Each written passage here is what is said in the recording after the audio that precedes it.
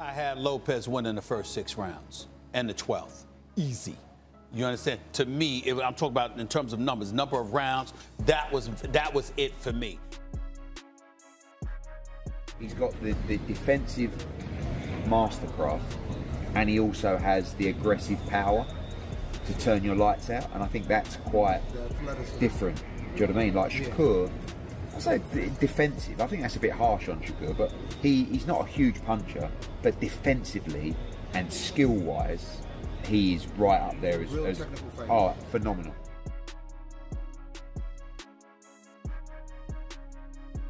Nah, it's a very interesting fight because I done came up with this guy. I done won a lot of tournaments in the amateurs with this guy. I done won world titles, and I done seen him win his world titles on his journey. So this is somebody who I came up with. So I know that the mentality and the fight is a lot different than any other fight that I kind of trained for. So it's one of them ones. That's how I look at it. I don't look at it like he just another guy. I know that he the truth. I'm the truth. And let's just say it out loud. Because everyone's thinking it, nobody's whispering it anymore. And the boxing internet is already halfway to civil war over this fight. This isn't just Shakur Stevenson versus Teófimo López. This is discipline versus chaos. Chess versus checkers. Surgical precision versus emotional explosions. And depending on who you ask, this fight either ends with Shakur embarrassing Teófimo for 12 long, painful rounds, or Teófimo detonating a bomb that ruins everyone's predictions in under 3. Shakur the edge in that fight, but do you think it depends on what Teófimo shows up? Yeah, it always depends on what Teófimo shows up. I think Shakur beats him. Yeah. But the weight, again, right, don't forget, Teófimo's a big 140. Yeah. Shakur is probably a small 135. Right? Or you know, not really a big 135. Yeah. Teófimo's talking about going to 147. So you have a big size disadvantage going into that fight. But someone like Shakur is only going to get beat when he moves up and loses his advantage necessarily against a much bigger and stronger guy. Yeah. But I think that's a fiddly fight, don't you? I mean, I don't expect it to be this firefight. Seconds. And that's why this fight is dangerous. Because the scariest fights in boxing history aren't the ones where the one guy is clearly better. They're the ones where one guy is smarter, and the other guy is reckless enough to break the rules of logic. Let's start with the line that set everything on fire. Shakur gonna hurt that boy. That's not fan hype. That's not Twitter bravado. That's boxing people. Gym voices, old heads, fighters who've been hit by men like Shakur and understand something casual fans don't want to hear. Pain doesn't always come from power. Sometimes pain comes from control, from frustration. Dad got the Lomachenko fight.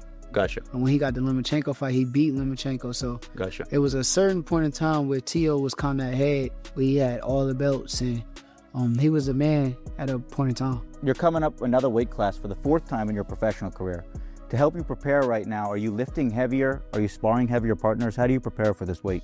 Honestly, I'm not really even worried about the weight too much, because at the end of the day, 135 and 140 is just 5 pounds away. So right. I know that skills pay the bills and size don't win fights. So as long as I'm the better fighter in the ring come fight night, I'm not worried about weight and whether he's bigger, I'm bigger. It doesn't matter as long as I'm better. You have a perfect record of 24-0 right now, and I've seen you training with Crawford, Floyd Mayweather, 2 of the sport's greatest to ever do it. I think your name is going to be right there if it's not already. What does it mean having from being made to look helpless while your confidence gets picked apart like loose stitching? Shakur Stevenson doesn't just beat you. He humiliates your timing. He dismantles your rhythm. And then, once you're mentally broken, he touches you whenever he wants. And that's why people are nervous for Teófimo López. Because on paper, Teófimo is everything boxing fans love.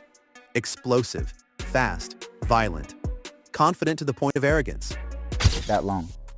I mean, nah, I think it ain't really nothing that you could say to stay undefeated. It just got to be a thing. You got to go work hard every time out. Every time you get your name called and you got to fight, you got to put extra work and grind, discipline, and stay focused. And I don't even think there's nothing that they can really tell me a secret to staying undefeated. I think it's more so just me staying locked in, staying focused the entire time. That's number one. Dedication. That's the main thing. So your opponent, he has a little blemish on his record. He lost to Kambosos. How does losing in boxing kind of affect your preparation, mental, even when you step in the ring? I mean, it clearly ain't bothering him because, and that's how I know he one of them ones. He got a great mentality. After he lost to Kambosos, he went up to 140 and he dominated against guys like Josh Taylor. He looks like a fighter who could walk into a bar fight and walk out with everyone else unconscious. But Shakur? Shakur looks like the guy who never gets into the bar fight because he already knows how it ends. Let's talk about what Shakur really is. Because boring is the laziest word in boxing. Shakur Stevenson is a technical specialist, a rare breed.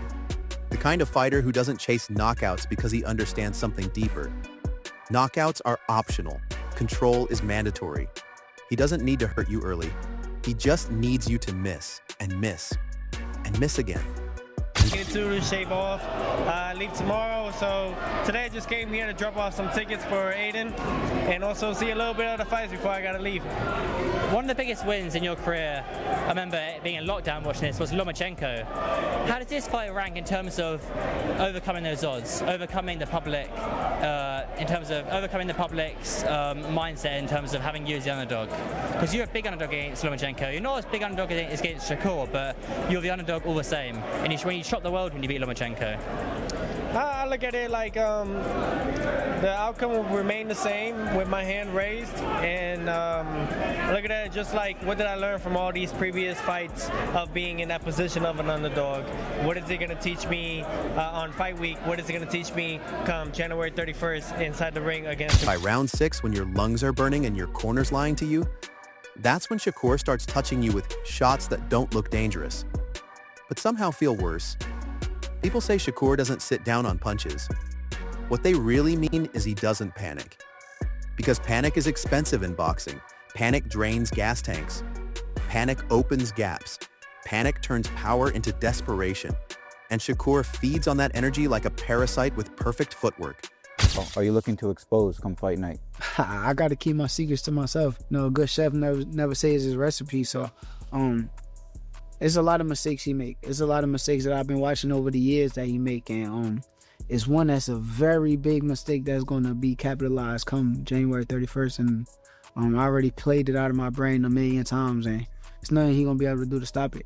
Tell us, one time you said that you think Teo might be jealous of you, specifically from his comments, and I quote, he said, ESPN only likes black fighters. Yeah. What did this mean to you when you saw it?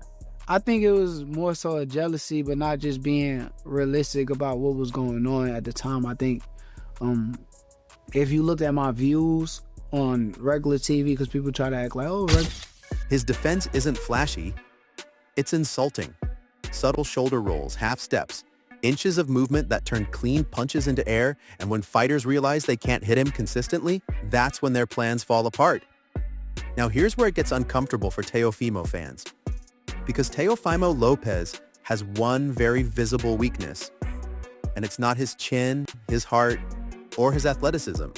It's his relationship with frustration. Teófimo needs rhythm.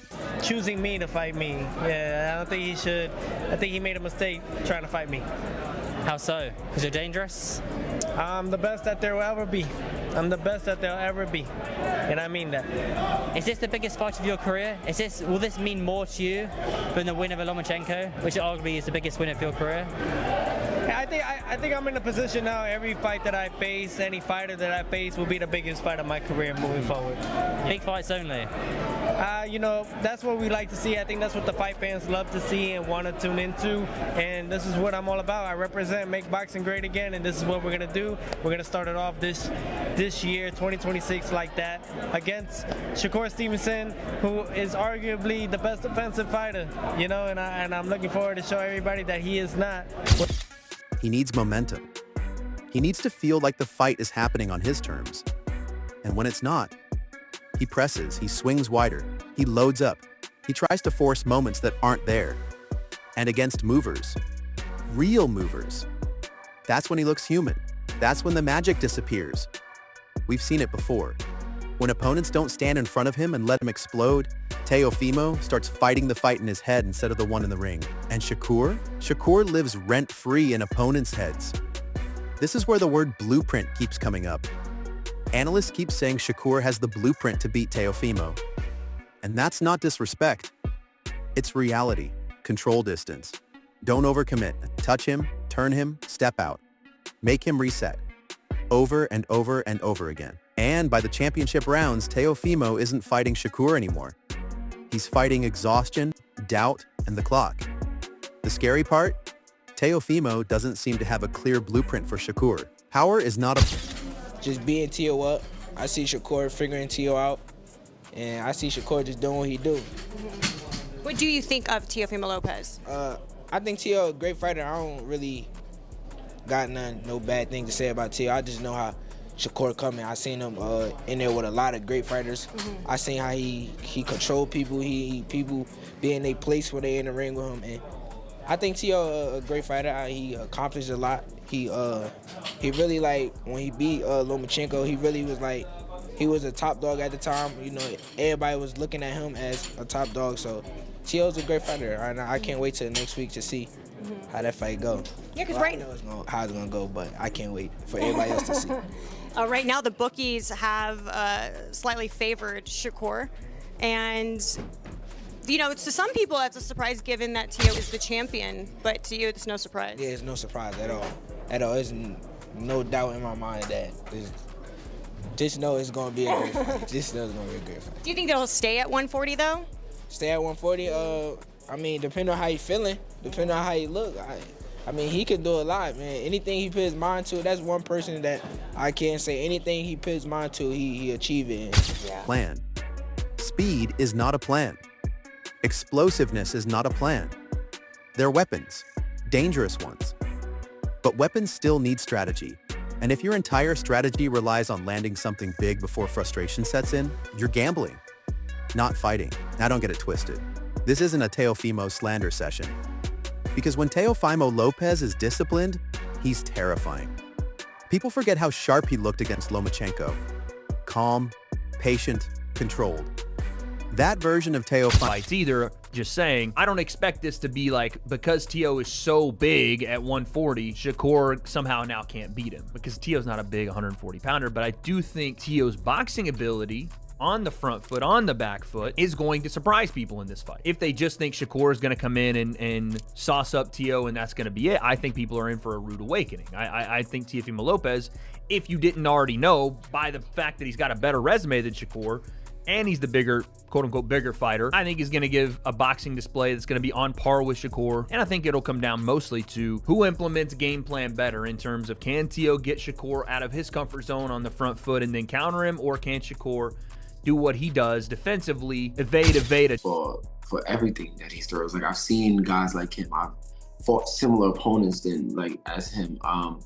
So, like, I kind of figured out ways to beat him, like from A to Z and more. Yeah, man, this is gonna be a shutdown. I definitely see myself really, putting on a show. And naturally, it's on the undercard, man. But I want to get to it, like you said, the big room at the Garden, man. You being a New York guy, right? Teófimo is absolutely capable of beating anyone on the planet. The problem is, that version doesn't always show up. And against someone like Shakur, inconsistency is lethal. This is why some insiders call Teófimo a front-runner. Early rounds, dangerous. Fresh legs, explosive. Confidence high, swagger on 10, but what happens in round 8 when nothing's landed clean? What happens when Shakur is still breathing through his nose? What happens when the crowd gets quiet and Teófimo realizes he's behind? That's where the fight lives. Most predictions agree on one thing. This is not a war. This is not a slugfest. This is a chess match with consequences. Every mistake costs you a round. Every emotional decision costs you momentum. Teófimo López is dangerous.